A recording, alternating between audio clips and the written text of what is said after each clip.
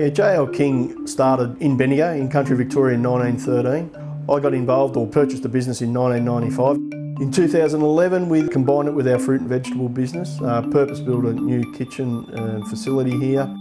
What we were doing with our products, we used to hand label all our products. We heard about them via word of mouth. We showed them what we were currently doing. Recognised straight away the bottleneck, the amount of storage and how many labels alone in 55 products we had to actually have here on site, and having people doing stock takes and making sure that we weren't running out of one product label. By introducing these machines, it eliminated somebody standing there dating these labels and batch coding the labels and so on. That's what Matthews has really helped us in. What we've done is be able to produce product out into the marketplace much more efficiently.